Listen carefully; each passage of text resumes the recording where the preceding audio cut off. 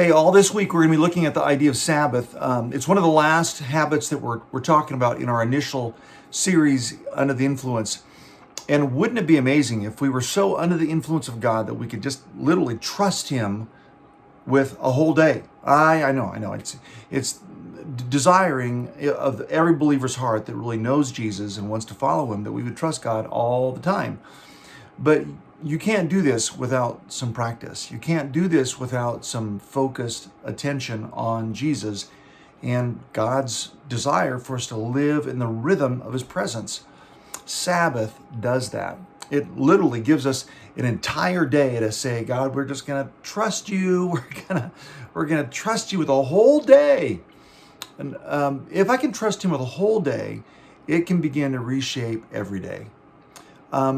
What if that rhythm of every 7 days, you took Sabbath? You did what God asked us to do right from the beginning. He called us to make it holy, to set it apart, to differentiate it. He called us to stop from the labor and the toil. He called us to rest in who He is and what He wants to do in our lives. He calls us to experience blessing, to absorb His presence in a day.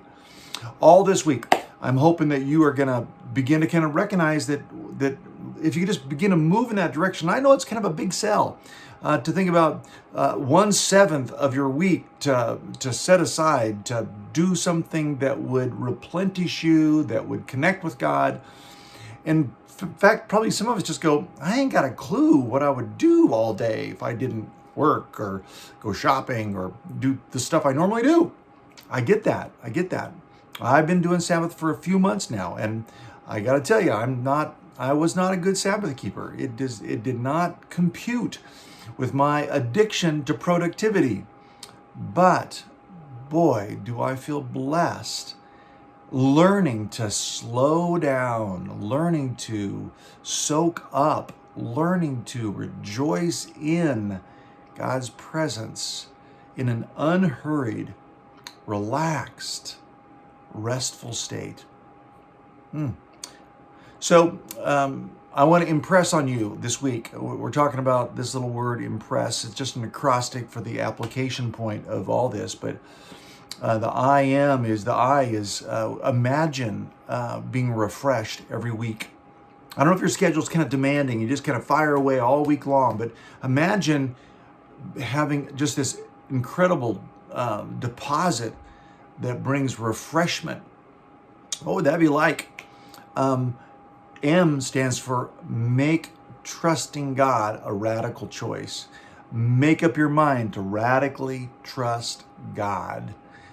Because to give Him a whole day, that is radical trust. Make up your mind. I'm going to radically trust God. IMP. Pick a day. Maybe it's Sunday. Maybe it's Saturday night through Sunday evening. Typically in the Jewish culture, in the culture that Jesus practiced Sabbath, they would start at sundown on Friday through sundown on Saturday. The seventh day is Sabbath. But maybe for you, it's the first day.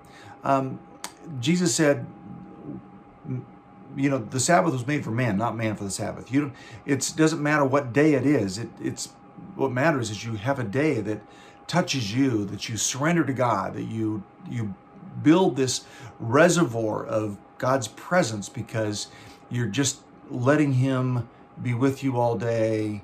You're considering what it would be like to not have to toil, to not have to produce, to not have to make things happen, to not have to get stuff done, to not have to have it on your shoulders.